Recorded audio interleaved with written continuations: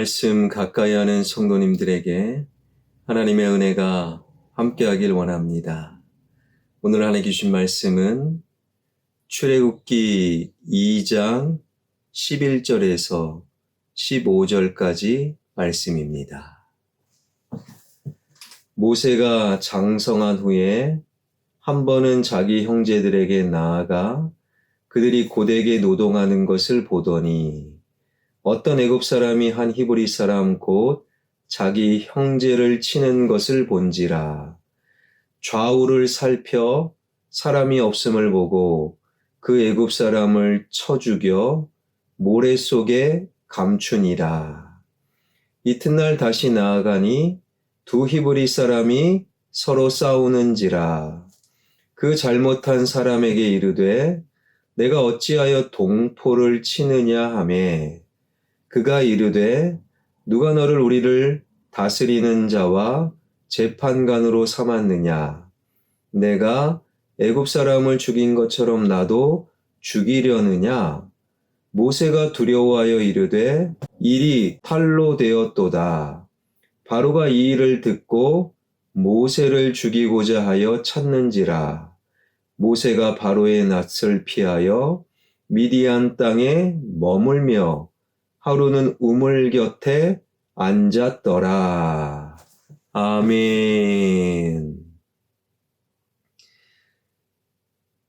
모세의 갈대 상자, 모세는 테바의 인생으로 시작되었지요.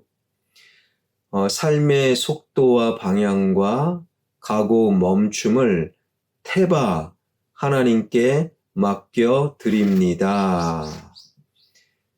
그랬더니 하나님께서 바로의 딸에게 나일강에서 목욕하고 싶다 그 마음을 주셨고 버려진 갈대 상자에 대한 호기심, 한 번도 아버지의 명령을 어긴 적이 없는 그래서 바로의 딸이 이번만큼은 아버지의 명령을 어기고 모성애가 폭발하여 모세를 살려 아들로 입양하게 되지요.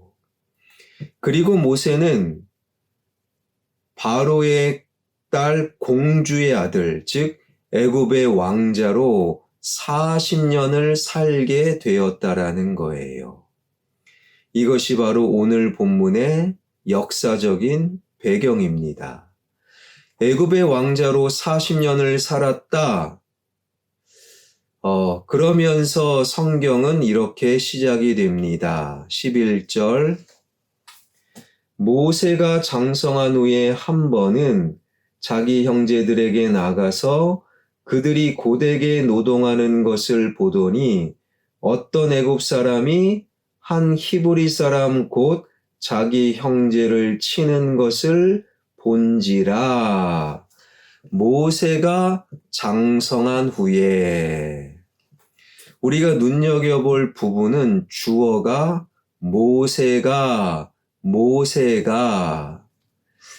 모세는 하나님께 내 인생을 맡깁니다. 주어를 하나님으로 삼는 테바의 인생으로 시작했어요. 그런데 애굽의 왕자로 40년을 산 결과 모세가 장성한 후에 모세가 주어가 된 거예요. 왜요? 모세가 장성하였기 때문에.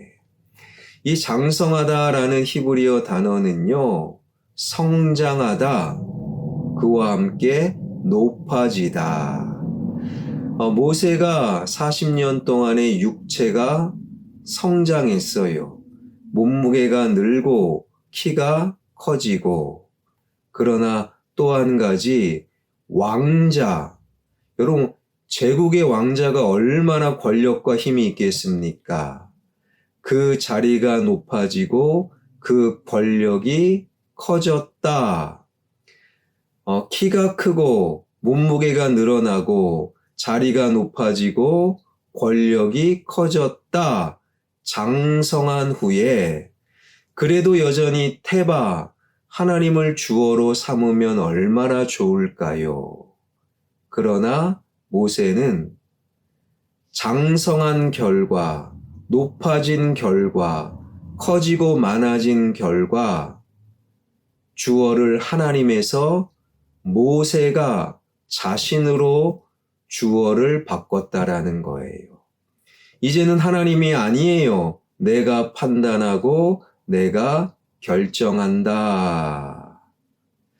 사랑하는 여러분, 하나님을 향한 믿음으로 여러분의 자리가 높아지고 여러분의 소유가 많아지고 여러분의 영향력이 더 커지길 소망합니다.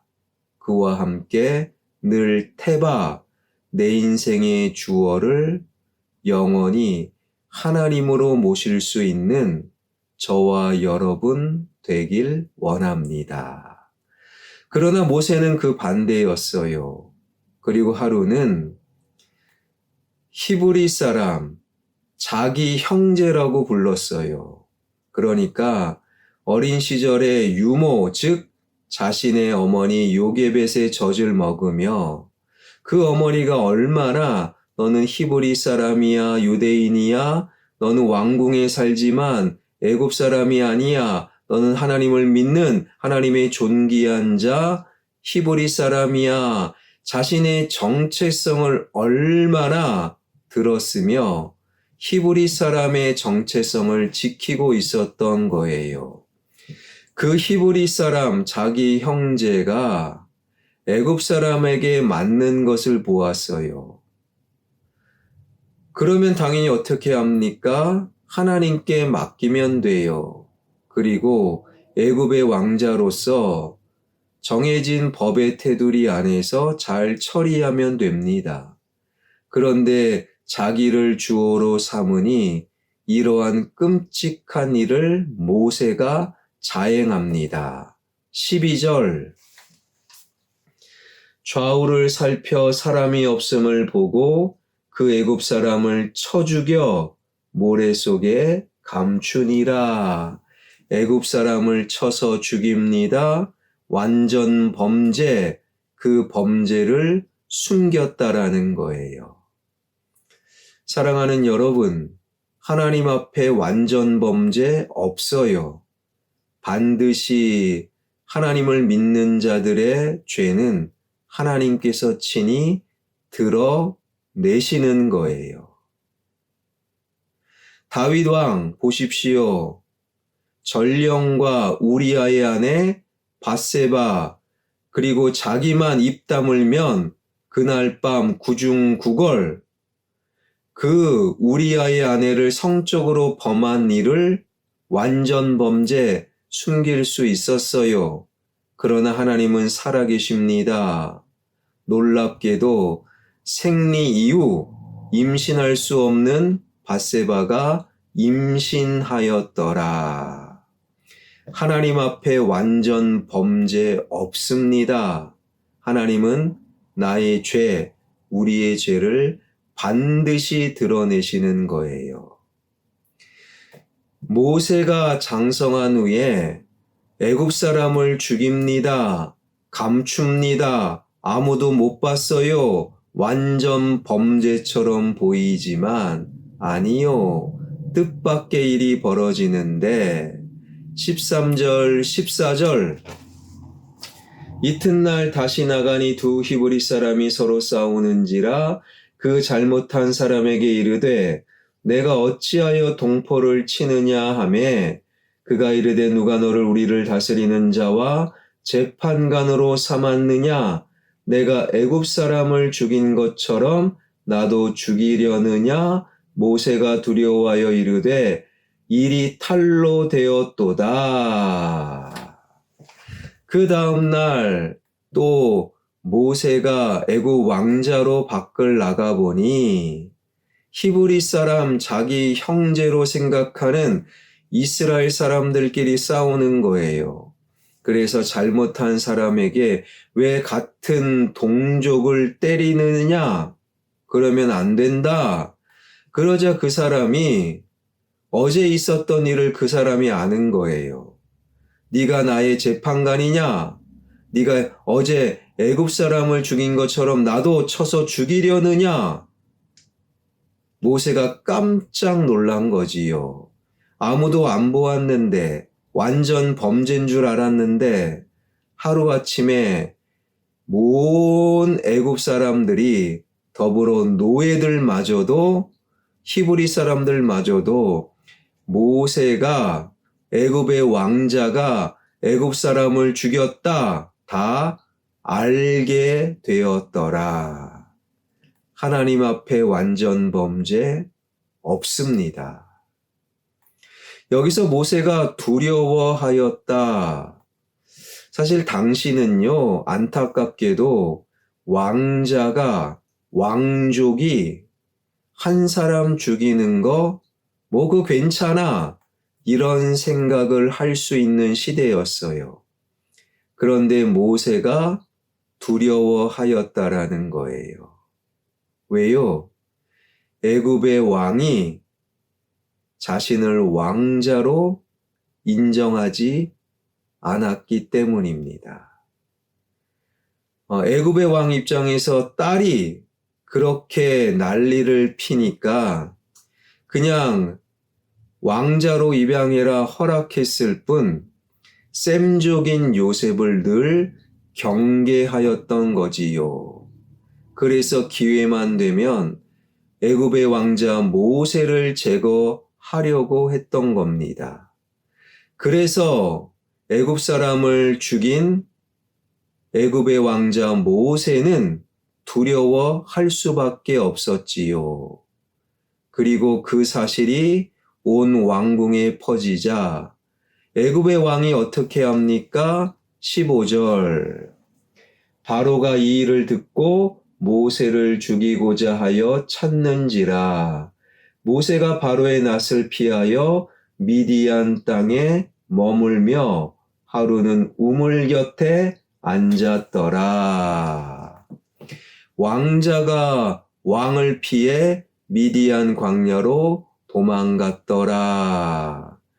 40년간의 왕자로서의 모든 권력과 모든 힘과 모든 소유를 하루아침에 잃어버리고 무너지게 되었더라. 여러분, 내가 주어로 삼아 내가 쌓아올린 권력과 내가 지켰던 소유는 반드시 또 다른 사람을 통해 무너지고 빼앗길 수밖에 없다라는 거예요. 우리나라 최고의 재벌들이 그래서 불안한 거예요. 너무 불안하니까 내가 내 자리를 지키고 내 경영권을 방어하고 내 어마어마한 재산을 내가 지켜야 되니까 불안하고 힘들고 때로는 불법을 저지르고 때로는 야합을 하고 때로는 우리도 뉴스를 통해 알잖아요. 프로포폴과 같은 마약을 의존하게 되는 거예요. 모세가 장성한 후에, 여러분 장성은 참 좋은 거 아니겠습니까? 육체가 성장하고 머리가 성장하고 생각이 커지고 그리고 소유가 늘어나고 자리가 높아지는 것. 그러나 그 이후에도 하나님이 주어가 되어야 되는 거예요.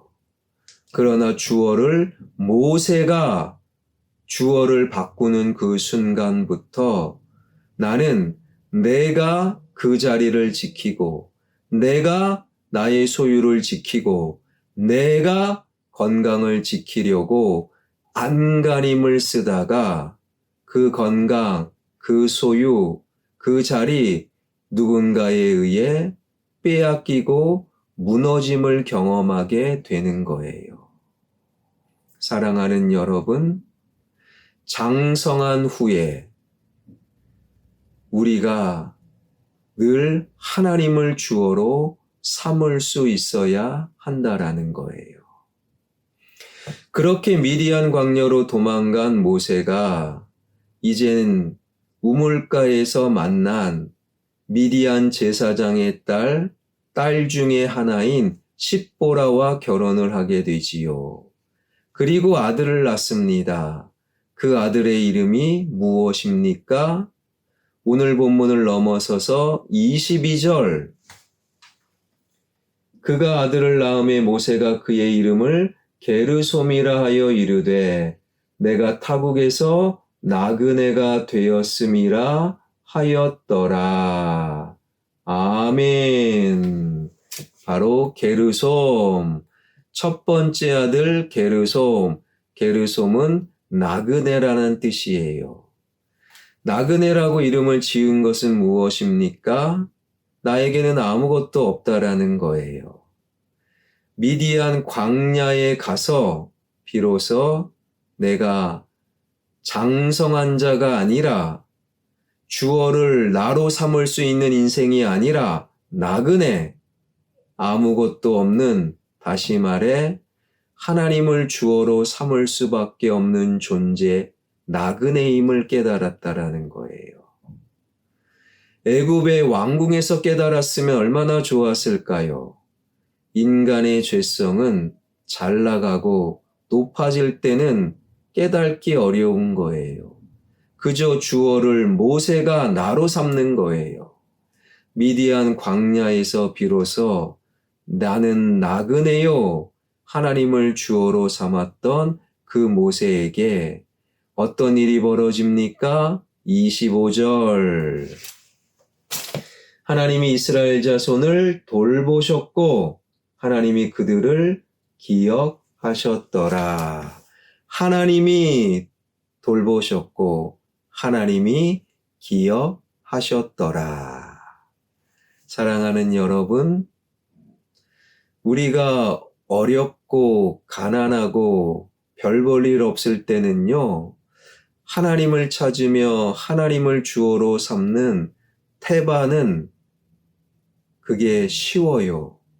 그러나 장성한 후에도 하나님을 태바, 주어로 삼는 것은 모세도 어려워했던 거예요.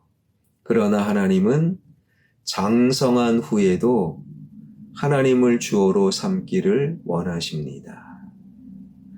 내 인생의 주인은 하나님이십니다.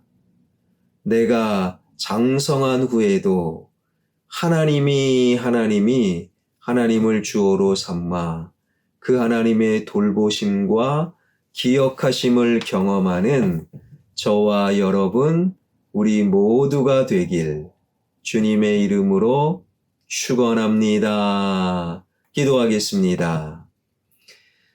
모세가 장성한 후에 이러한 인생이 하나님이 내 인생의 주인이십니다. 나는 영적인 나그네임을 깨닫고 늘 하나님을 주어로 삼아 하나님의 돌보심, 하나님의 기억하심을 경험하는 우리 모두가 되게 하여 주옵소서.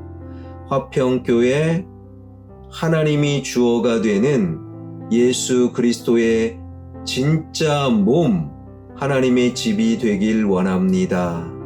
지역이 개발되고 예배당이 건축되는 이 모든 과정을 태바 하나님께 맡겨드리오니 가장 좋은 길로 인도하여 주옵소서.